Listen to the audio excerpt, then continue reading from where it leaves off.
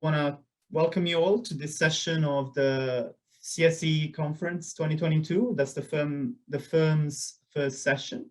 So we'll get started, and we'll start with Paula Gonzalez. If you'd like to share your screen, the floor is yours. Yes, thank you. Let me see. Can you see it now? Yes? Yeah. So, hi everyone, my name is Paula Gonzalez. I'm a PhD student at the Graduate Institute of Geneva, but I also work with the Gender Innovation Lab for Africa. This paper is called Childcare, COVID-19 and Female Firm Exit, is the impact of COVID-19 school closure policies on a global gender gap in business. It's a work together with Marc, Gonzalez, and Joshua Witte, which they are all at the Gender Innovation Lab in the research department, and Joshua is from the research department. This paper, what we're going to do here is that we're going to examine childcare as a constraint to women entrepreneurial success. We study, in a specific, we study the impact on national COVID-19 school closure policies on the time spent on paid and unpaid work, but also on business performances outcomes, disaggregated by the gender of the entrepreneur. We are going to consider this school closure policy as an exogenous shock on the domestic and care-related activities for households within a country. We also, which I'm not going to show the results here because of time, but in the paper we also show how beliefs and norms toward gender equality in a country measured before the COVID-19 crisis could mitigate or not these impacts. To give you like a quick kind of like overview of the results, what we're going to find is that closing the schools during COVID-19 pandemic led to business closure, regardless of the gender of the manager. But however, we are going to find like a more like significant impact on women. So women entrepreneurs were more likely to close their business, and they also experienced larger revenue declines compared to male entrepreneurs. They also take a greater share of increasing domestic and care work than male entrepreneurs. And we also found that women in most gender conservative societies were more likely to close their business and increase their time spent on care compared to women in more liberal societies. We also show that this gap persists for new data that we collected in 2021. So the main kind of contribution that we do is, I mean, we're going to have three main contributions, but I think what is really important about this study is that we have really, really good data from across the globe. So we're going to have we kind of link 4 different types of data that includes enterprise level data with school closure data and Google mobility data plus norms data. So we have kind of country level data and enterprise level data. We work together with Facebook to collect this data. So something I need to make clear is that it's not representative at the country level. It's representative for those businesses that have a Facebook business page. So this, the main survey, you can find there the UNESCO, which is the school closure data, Google mobility data. Those two are available online. The enterprise data is also available online at the country level, I think. But we have the individual data. So we work together with Facebook, we collected data it's actually about 80 countries, but in this analysis, we just include 50 countries where we have enough women in business. These are businesses that have a Facebook page. So we ask the questions and the entire survey through the business page, right? This is different to the usual household surveys that we work on. Because there's going to be so much more like shorter. It's about like 30 questions. There are different attrition rates depending on the question, because there's people that they answer the first 2 questions, but not, you know, the norms question, which is after. We have been working with them for a while. So this, before the pandemic, we collected some data where we collect norms for this population. So we have individual and community norms. We ask, for example, do you agree or disagree with men and women should have equal opportunities, and how many of your neighbors do you think agree with this? With this, we collected in 2019. Now, the enterprise level data, we have a cross-section data we collected from May up to October 2020 during the pandemic. And then we collected again a year later in October 2021. This is for a total of 150,000 firms. But again, our sample is going to reduce a lot because we need to do it for those that answered all of the coverage and care questions and norms questions.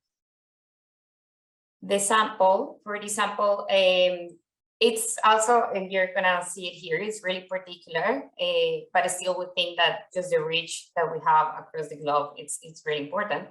But the people that have business pages are around 37 years old. They're really similar in terms of male, female, but a lot of them did any type of university. So 60% of universities and 76% are married or have a long-term partner. And out of those, 37% report to have a dependent children.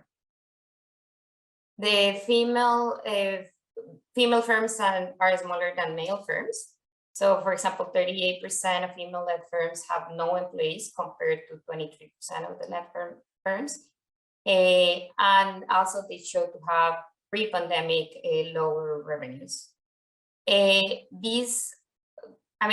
do have firms that report to have up to 5,000 workers. So we do have like really small firms and really large firms. We have different specifications in the paper, but I think this one is the most important one because what we wanna focus on is the impact of the school closure on business performance outcomes and on time spent on care. So it's a really simple OLS. We are gonna control the coefficient we're more interested on is beta 3, where we interact the school closure with female.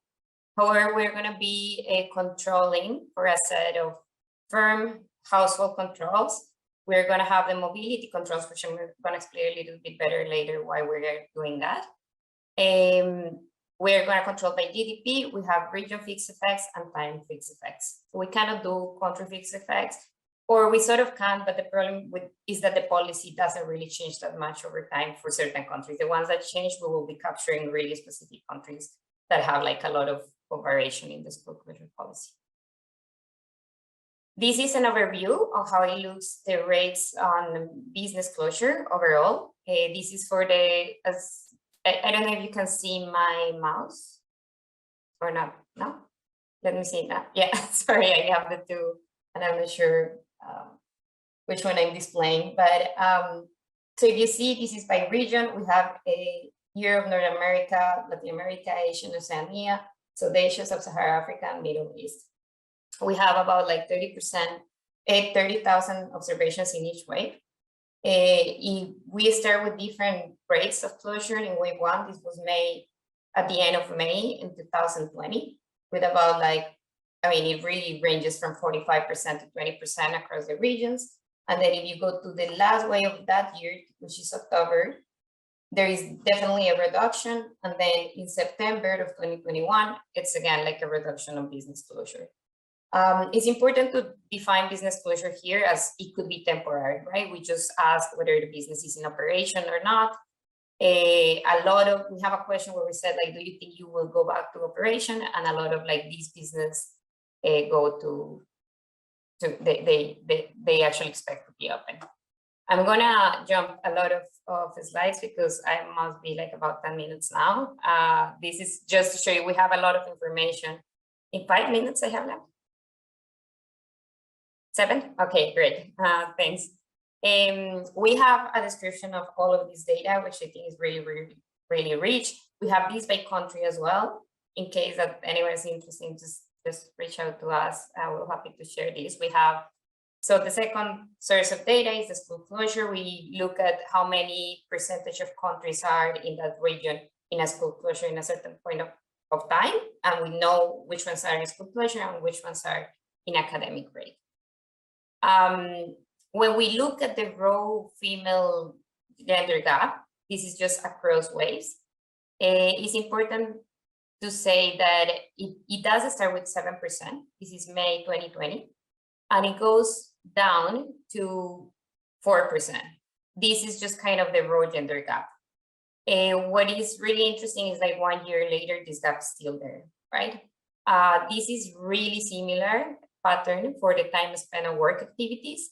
This is about the number of hours, which is different from men and women. Women are like working about 1 hour less at the beginning of the pandemic, and then it goes to a little bit less at the end of the pandemic. This outcome we collected just from wave 3. Now we are gonna pull all of these waves together, since like the gap kind of sustained, and it just gives them more power, and we're just gonna control by time effects and rate of peaks effects. Once we do this and we control by sector controls, firm size, and age controls, and demographic characteristics, we're gonna have a 3% points or 2.9 percentage points gender gap. This is something that is really similar, those that stayed open, those businesses that are staying open. We also are gonna find that there is a gender gap in revenues and in sales. Sorry, I don't know, I think I lost one slide, but that's sort of what we find initially. So our main research question is, what is the impact on school closures? So for these, to analyze this, we're gonna control by 2 different things. We're gonna control by the mobility data, which is sort of capturing other type of dynamics, right? Like the demand in general. We're gonna control by GDP. In the paper, we have a political economy section where we look at different macro level indicators that could affect the decision making of deciding to do policy on a school closure or not. And we find that GDP is really, really relevant. And when we control by this, what we find is like the school closure is really affecting women, or at least is 1.8% points more likely to affect female closure. We do this analysis with all of the other outcomes, but here, just to show you what it is really important, it's that when we analyze those that are with children, not children, we see that this is led especially by women that reported to have children. So those that reported to have children, they are 3.2% percentage points more likely to close. We are also going to find, when we look at the care, we're going to find that those women already were spending, the raw gap was 1.6 hours more. And then to this, it's going to be sum up that now with the school closure, they are spending 0.8 hours more. So it is really, really, this is particularly in those that have children. As you can see, there is still a gap in the time spent on care and responsibilities for those women that maybe are married but not children, which is 0.6%, but there is not an impact on the school closure. The other really interesting thing here is that we have the spouse time spent on care, and we find that males are receiving some help from their spouses.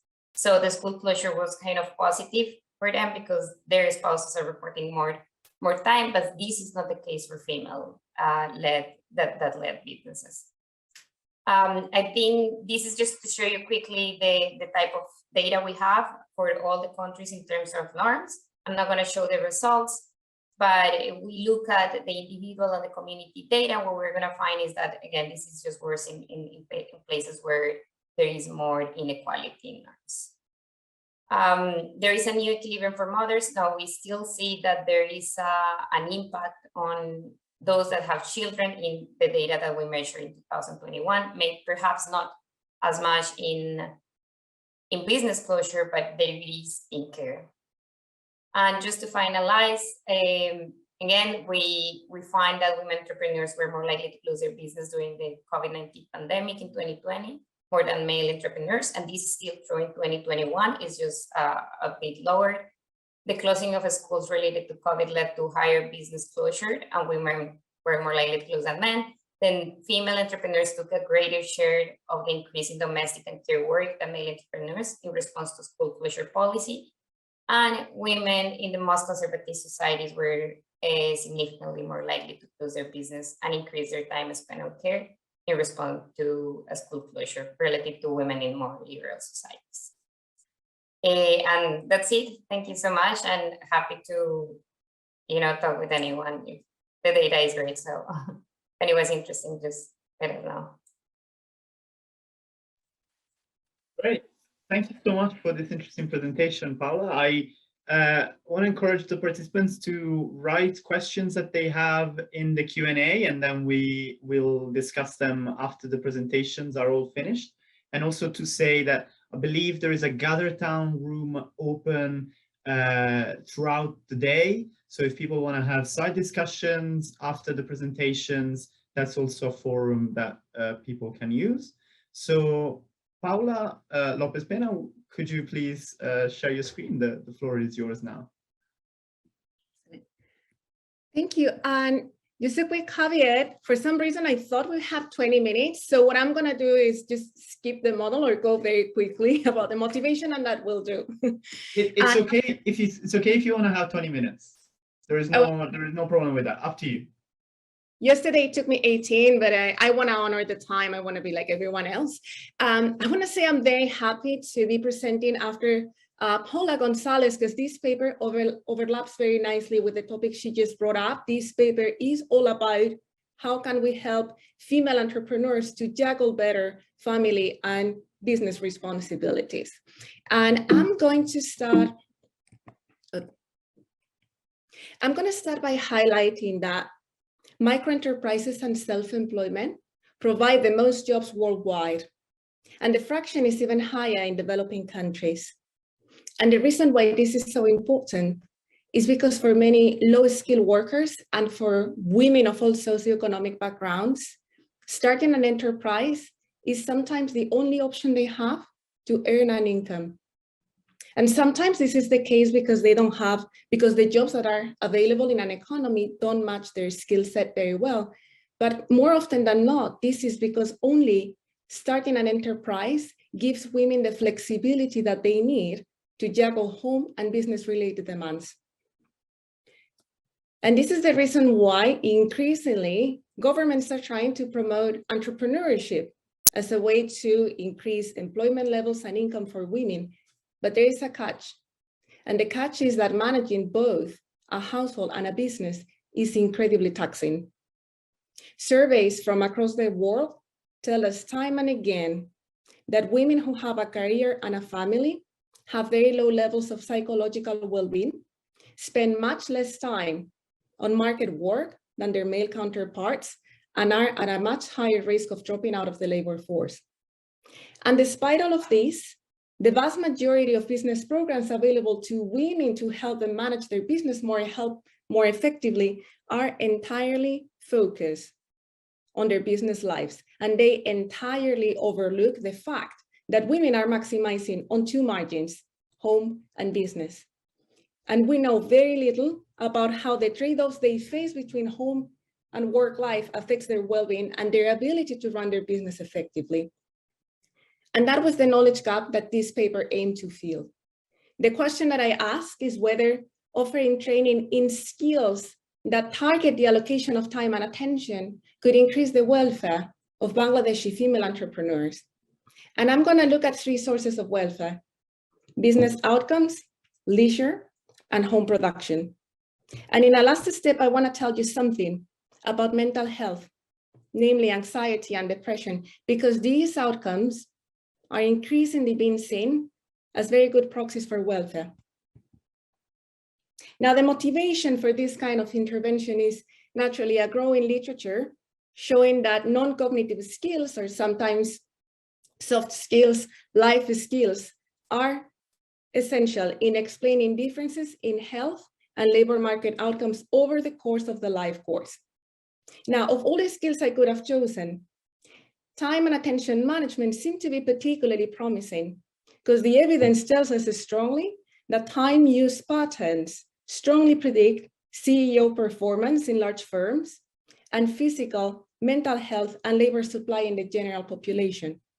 But what we don't know is whether we can teach these skills. We only know that how people spend their time is a key determinant of their success in employment and in health outcomes. And here's what I did. My goal was to identify as cleanly as possible the effect of teaching or developing these skills. So what I did is randomizing two interventions. such that half of my sample receive a 10-week course of a skills training intervention based on cognitive behavioral therapy.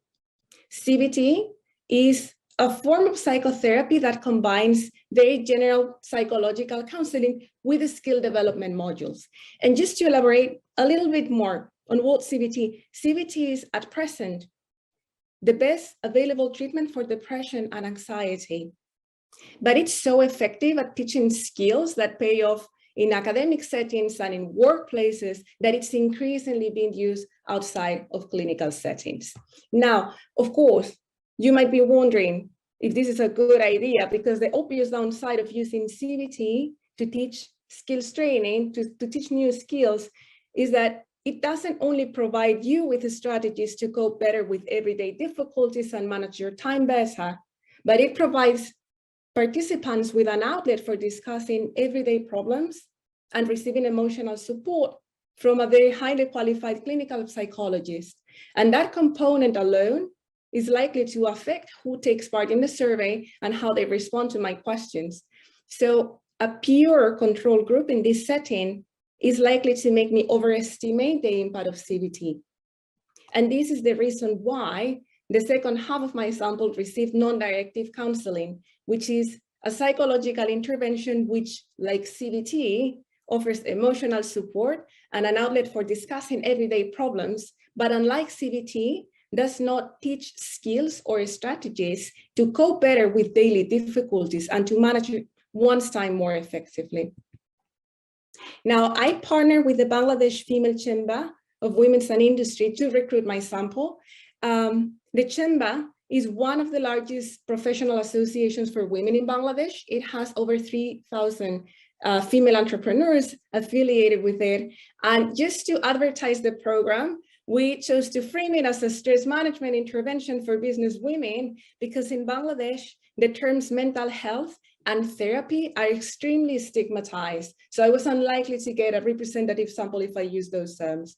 Now, the resulting sample was representative of the kind of all the sectors in which women tend to operate in Dhaka division in Bangladesh, and women came from across the income distribution of households. So I don't have any reasons to believe this was a particularly wealthy or especially poor population. And importantly, my sample represents very well many workers who across the world have to work what we say a double shift. They spend long hours working at home, long hours working in the business, and they have very low levels of psychological well-being as measured by the very high levels of clinical depression that they report at baseline.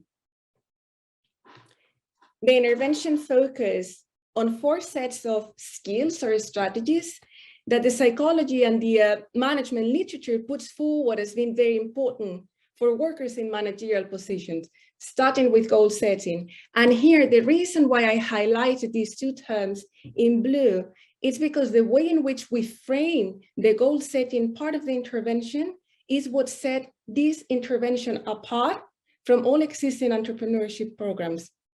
What we did was asking women to think about all the goals that were important for them, both personal and professional. And we then tried to nudge them to prioritize their professional life over family-related concerns. And then in subsequent sessions, we taught them rules of thumb to prioritize these goals by urgency and importance, to solve problems faster and effectively, and to bring their attention back to the task at hand in the face of disruptions or negative shocks. Now, I want to provide you very quickly, because I know that I overestimated how much time I had, but very quickly, I just want to outline a very simple theoretical framework that illustrates the mechanism through which CBT could be affecting profits, but also gives us some sense of why we might encounter treatment heterogeneity in this setting.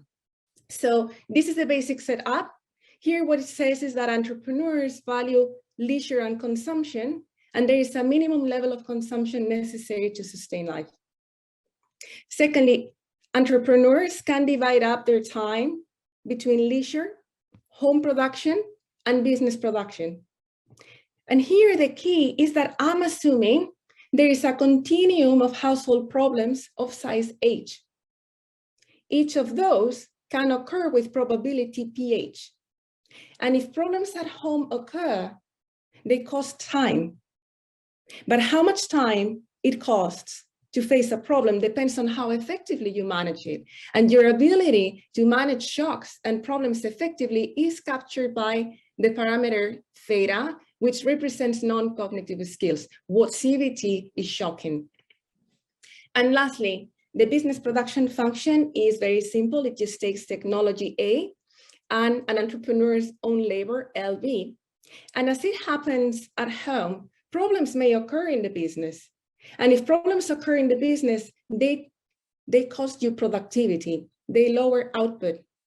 But how much output they lower depends not just on non-cognitive skills theta, but on an additional parameter gamma, which captures the marginal value of using skills to solve problems at home versus in the business. And I assume that there is heterogeneity among female entrepreneurs in where is more valuable to use your skills to solve problems, home or business.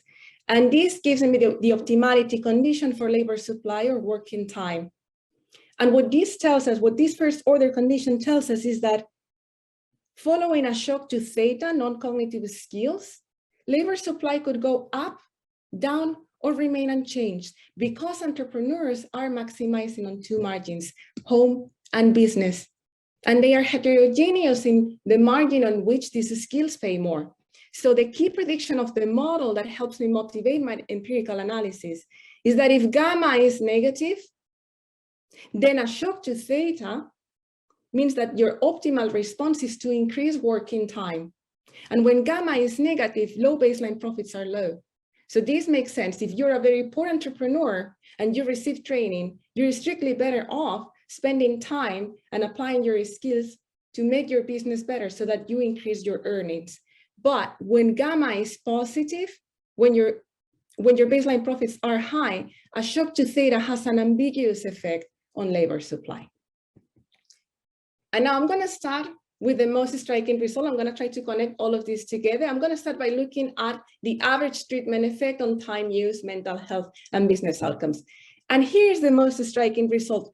CBT was incredibly effective at reducing the amount of time that female entrepreneurs spend solving household problems. And that effect is not driven by the fact that they simply become less upset by facing problems. There is actually less likely that they will report facing a problem at home.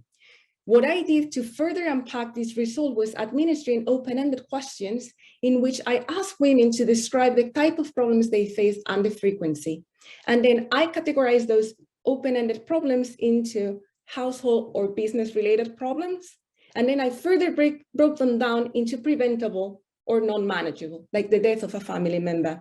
And what I found is the mechanism through which CBT worked was by reducing the frequency of household-related problems that were preventable, like conflict with your husband or your family-in-law. A specific mechanism that connects with Paula's paper is that CBT made women spend less time or made them less likely to be absent from work because they had to take care of ill family members. And yet, on average, they don't work more hours, which tells us the average entrepreneur is increasing leisure time. They work just as much, but they're spending less time solving household problems. And what do we see? How does this affect mental health?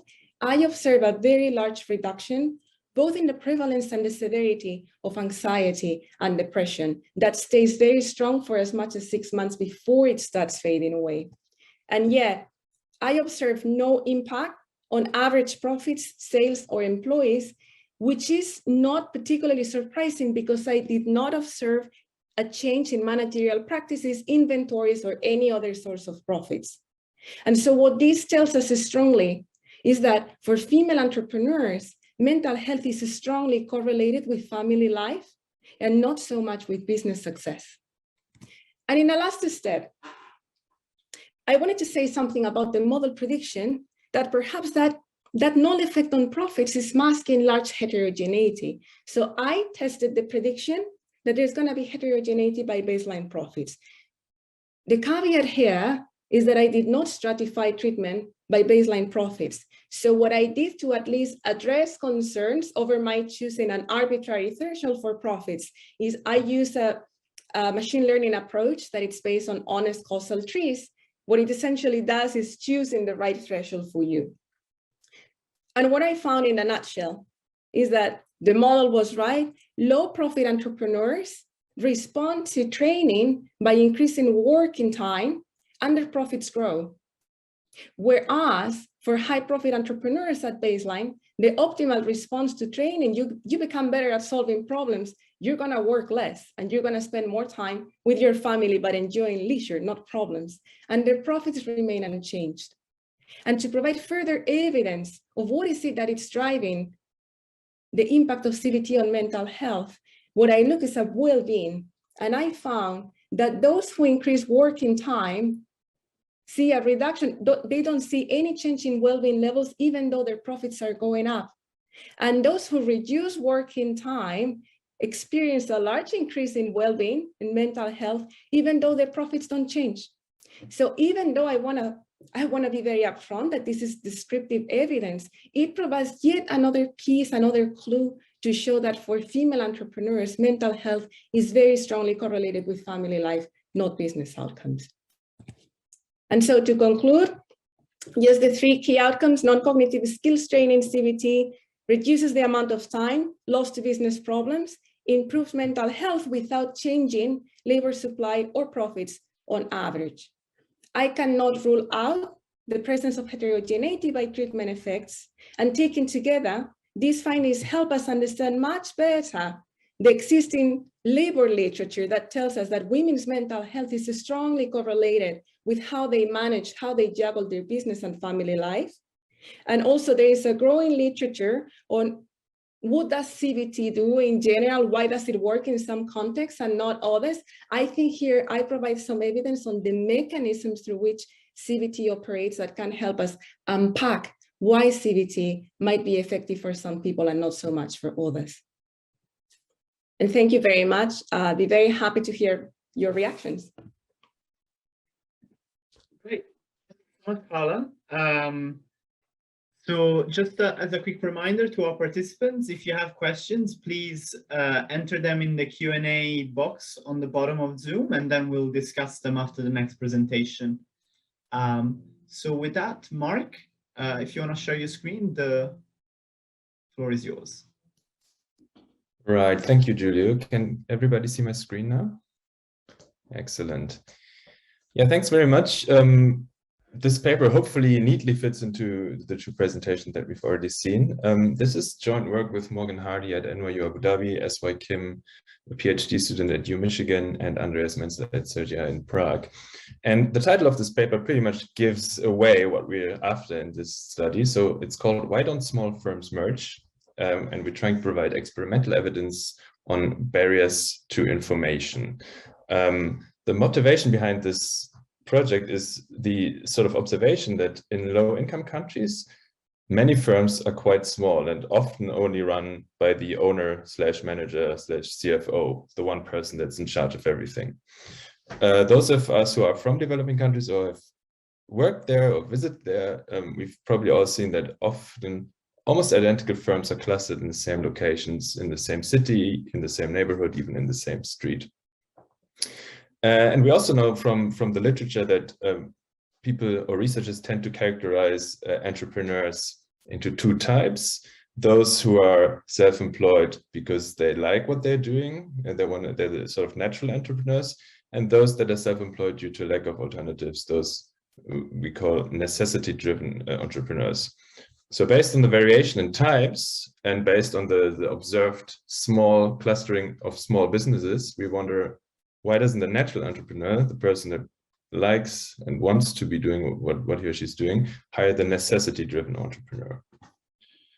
That's our motivation. And we zoom a little bit in on this question by focusing one specific barrier to this potential hiring, which is the information about other entrepreneurs in your location that might want to hire you or that you might want to hire. A quick overview of our research design. We conduct a case study in Ghana in which we study the universe of garment making firms or tailors in a Ghanaian district capital called Hoho. At baseline, we collect data on all of these garment makers' self-reported preferences for consolidation, which means for every garment maker, we ask, would you want to hire this other garment maker in this town, or would you want to work for this other garment maker in this town? And we do this for the whole census of garment maker in this capital. Based on this information, we can generate lists of potential workers and potential bosses for your garment business. And we elicit every garment maker's willingness to pay for information on these lists. We elicit this willingness to pay via the classic Becker-de-Groot-Marschall mechanism, and then we auction off these lists of potential workers and lists of potential bosses to these garment makers. And then in the last step, we exploit the fact that sort of in this BDM auction, there's a conditional random outcome on whether you get the list or not. We exploit this to study the impact of receiving information on hard firm outcomes half a year after purchasing a list. Our paper contributes to sort of two strands of literature. One is the literature on small firm constraints, and the other is the literature on information frictions between firms or businesses and their customers or their workers. I'm not going to go into details here because of time, but I'm happy to talk about this later on. To give you a little bit of an intuition in which context we're working, so there's an obligatory map. This is Hoho in the eastern part of Ghana, and I've depicted here a typical sort of a garment making business, which you can see is rather small and produces bespoke garments to exclusively local customers. A little bit on the timeline, how did we work? So in this location in Hoho, Ghana, we did a door-to-door census in August and September 2019, mapping all garment making businesses in this district capital. We follow up on these people with an in-person baseline survey, which contains very detailed dyadic sort of network information about these businesses. And so we ask every business owner, would you want to hire this other owner? Would you want to work for this other owner? So that we can have then respondent-specific connections across the whole network of garment makers. And we can also generate these respondent-specific lists of potential bosses or potential workers. These lists, we then auction off in this willingness to pay exercise in January and February 2020. And we use this conditionally random outcome of whether you got a list or not as our treatment. Then in March 2020, something happened that we all remember all too well. The COVID-19 pandemic hits the world, including Ghana. And yeah, there are policies aiming to flatten the curve, to slower the pandemic. Those were in place mostly between April 2020 and June 2020 in Ghana. We then follow up with our sample of garment makers starting August 2020, and we have recall data on pre-COVID outcomes of these firms directly after our intervention, which would cover February 2020, and a 5-6 month follow-up for July 2020, which is post-COVID, in the sense that all COVID restrictions at that point had been terminated in Ghana. I'm not going to talk through all of this, just to give you a quick flavor of what a sample looks like. So the average garment maker is 38 years of age, has about 9 years of schooling. Almost 80% of our sample are females, so in that sense, it fits neatly with the previous presentation. They've been in business for over 12 years and live in households of size 5 on average. So the first thing in terms of results I'm going to talk about here is the self-reported willingness to hire other garment makers or to work for other garment makers in our sample. This is something that we elicit at baseline. So in our sample, the average garment maker knows about 7 other garment makers in Hoho, of which she would hire around 5.3 of these 7, and she would work for roughly 4 of these 7 that she knows. If we line this up, so person A saying she would want to hire person B, and person B saying she would work for person A, we call this so-called matched workers or matched bosses. We see that of those 4 to 5 cases that you will hire or work for someone, actually in 4 occasions it does match up. And if we restrict this to a match in the reservation wages, this barely changes. So it decreases from 3.99 to 3.95. So the wage doesn't seem to be sticky issue here. We also ask about garment makers in these locations that you might not know. So would you hire an anonymous garment maker, an unknown garment maker? Would you work for this? And the sample proportions are 60 and 40 here. Sometimes it's easier to describe these things by looking at the network rather than looking at averages here. And here I'm showing you, this is the network of all garment makers knowing each other in our location. And this is when we reduce it to people that are willing to hire another garment maker, willing to work for another garment maker, where the willingness to hire and work for matches up bilaterally, and when the willingness to hire and work for matches up bilaterally and in terms of wages. So the main takeaway is that in the sample, there's a lot of self-reported willingness to consolidate businesses at baseline. And this is the information that goes into our lists that I'm going to describe now. So with the information that I've just shown you, we construct 4 possible lists, 2 lists of potential workers and 2 of potential bosses, which we auction off in a willingness to pay exercise. In very briefly, the mechanism works as follows: that respondents are endowed with 5 governance CDs that they can use to purchase lists, so that they can keep in their pocket to do with whatever they want.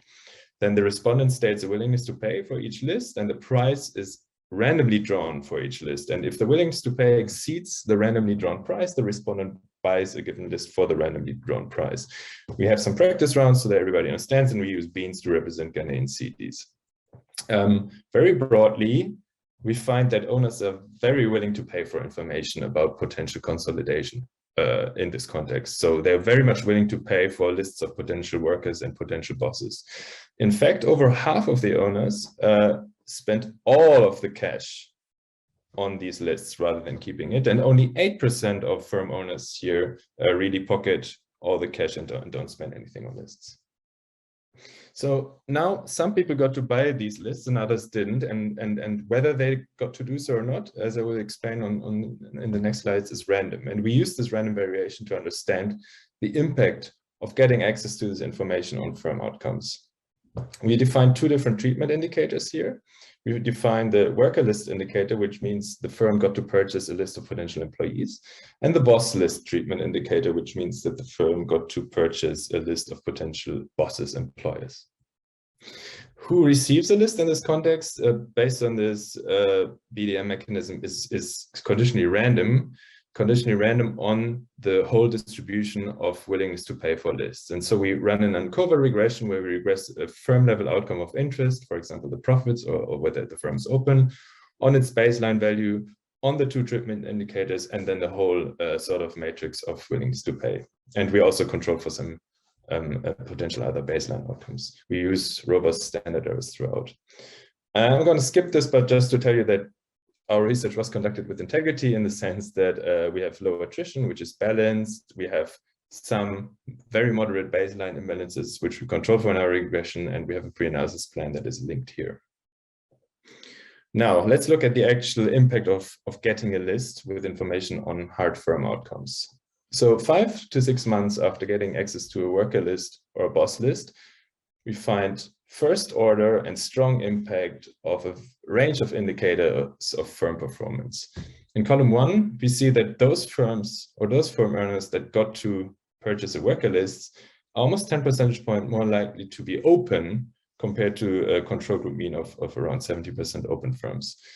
For boss list firms, the coefficient goes in the opposite direction and is almost as large, with about a reduction of about 7 percentage points.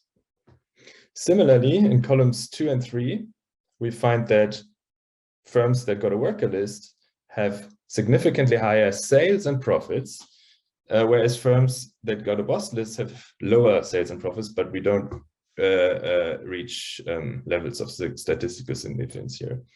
In columns 4, we see that worker lists firms have total higher wage bills, while in column 5, we see that they don't change the number of workers. So they have a higher wage bill distributed over the same amount of workers. Basically, they're making an adjustment in the intensive margins, whereas the boss list firms, they quite massively reduced the number of workers by around half a worker over control group mean of 2.4. So that's a substantial reduction in the number of workers. And this, as we show in the appendix, is mostly driven by a reduction in the number of apprentices. So we find here that the worker list firms in response to receiving information, they make an adjustment on the intensive margin, as in every worker gets higher wages, whereas the boss list firms make adjustments on the extensive margin, they shed workers. In this slide, we look at the direct mechanisms that we thought could be at play when giving people lists to these access to these lists with information. In column 1 and 2, we're looking at whether a firm in our sample hired another firm owner in a sample or was hired by another firm owner in a sample, which would be the most direct mechanism as sort of envisioned when we designed these lists. What I can say is that only 3 of such hires happened in our sample. So only 3 garment makers happened another garment maker. These 3 garment makers that hired someone else all received a worker list. So this is in principle in line with our treatment, but the effect is too small to be detectable statistically. So this is here has a p-value of, I think, 0.14. There's no effect for boss list, as theoretically sort of at least we thought of. Similarly, those firms that were hired by another owner all received a boss list firm. So the effects here are extremely small and statistically insignificant, but yet they are theoretically in the direction that we thought of. Maybe hiring another owner is too big of a commitment in the sense that a lot of follow-up commitments come with it. Maybe we can rather look at the sort of intermediate step where you outsource some of your business to another garment maker in this context after receiving this list. But we find that any outsourcing income or any outsourcing expenses here hasn't really changed in response to getting these lists. So we're showing this table to say that the mechanisms that ex ante we had in mind, how this intervention would work, are rather not at play here. In the remaining, I don't know how many minutes, 5 maybe, I'm going to explore a few more mechanisms. How many minutes, Giulio? 3. Right. I'm gonna explore a few more mechanisms that we thought might be at play here. This is work in progress, but still we think that we uncovered something interesting. So first of all, we want to look a little bit at the labor inputs of these firms, in particular having in mind that we found this strong increase in the total wage bills for worker lists.